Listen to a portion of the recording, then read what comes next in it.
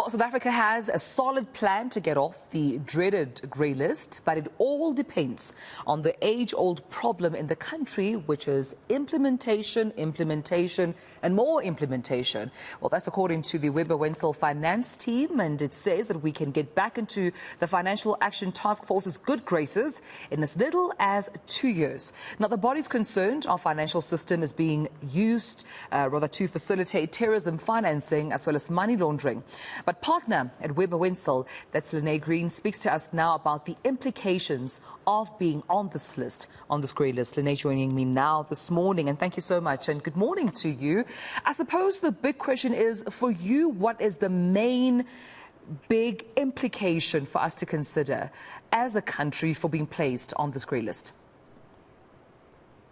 Good morning, and thanks so much for having me. So I think the problem, and this is where it's quite important to kind of understand what the role of FAFT is, and that's FAT, the Financial Action Task Force, as you've mentioned. Now, what is the implication? This publicly announcement that they've identified gaps in our policies to combat financial crimes is quite significant in the sense that there are a few things that need to be addressed. So that's now publicly identified, and everybody knows that South Africa is a high-risk entity. So not only does that cause reputational harm, it's quite important that we then address these strategies and actions that were identified by the FATF to ensure that we get off the list. As you've indicated, it can take more than 2 years. You know, that's quite ambitious to try to get off the list within a year. But we can only learn from other countries that have done it. But to get back to the question, we face reputational harm, and this can also impact the cost of cross-border transactions.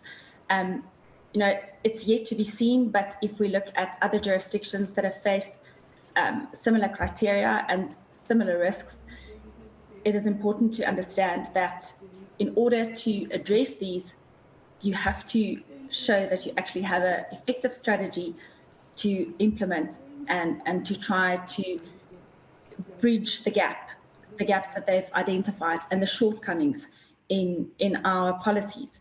But importantly, capital inflows into the country will become more expensive, or will decrease. You get foreign investors that already find South Africa being a high-risk country.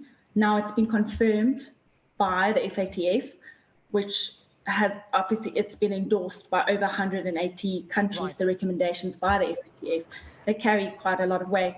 And so it's quite a serious matter, and that will carry weight for certain foreign investors. So if I may just ask then, I mean, I understand South Africa has taken measures to obviously address these concerns. What are some of those measures? And is it a little bit too late, or are we kind of showing that we're on the right track as a country here in addressing these concerns? You know, let's maybe take a step back. So I think from 2019, after state capture, the FATF identified a significant amount of deficiencies in our policy framework. And they identified over 67 actions for South Africa to address. Now, as you've mentioned, maybe a little too late, but in this case, maybe not a little, but a lot that we've tried to implement and to address these actions over the last 3 years.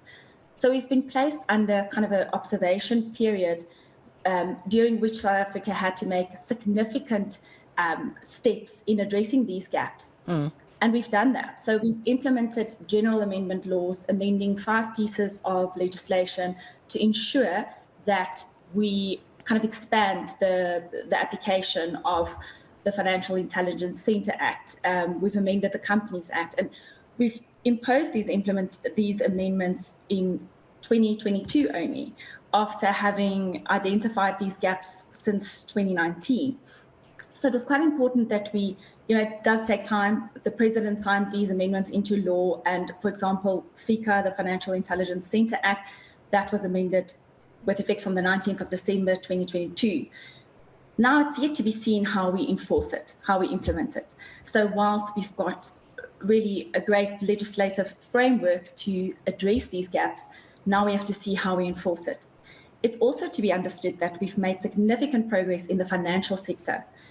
The areas of concern are the non-financial sector. It is within the financial sector we've made significant progress. If you look at our banks, our sophisticated institutions, insurers, Right. they've really implemented key aspects to address these gaps. So we're talking here just, on the financial side, but what about when it comes to prosecutions? Economist Joseph Boucher saying to inspire more confidence, right, prosecutions would need to be evident. So we need to tighten up on those recommendations by the Zondo Commission. How significant is this as well in building back that reputation, that international credibility that we have, or rather had, as a country in terms of inspiring confidence back to FATF? And indeed, I mean, I think that is one of the, if you look at the 8 kind of deficiencies that they've identified, it completely falls within that space in the non-financial sector, and it goes to enforcement. They're still identifying, corruption, and we are not combating that sufficiently enough. We are not identifying, investigating, and then also prosecuting areas where they've seen that there is terrorist financing. So very much to your point, it's how can we address this credibility? South African has been high risk for the last couple of years, not necessarily on the grey list, but there are aspects for it to address. And this is now just really putting it on the list, and for the foreign investors being aware of, how can we address this? The kind of the benefit of that being is that we're not in denial. We have to address these aspects to ensure that we can gain that credibility. It is a public and private sector collaboration in trying to get off this list. It is quite important that it's a collaborative effort to ensure the credibility of our policies that are in place, and to indicate now in the next year, 2 years, as soon as possible, how we're going to enforce these measures to ensure that we do get the credibility from foreign investors again.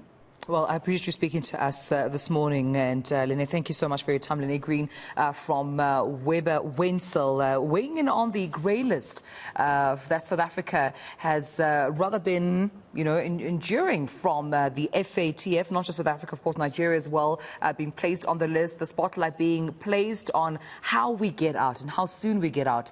As we know, financial institutions suffering the most, depending on global trade, obviously for revenue generation, but also that impacting on our reputation, on our economic growth, and how, with, I suppose, over time, it is the consumer on the ground then will be feeling this pinch.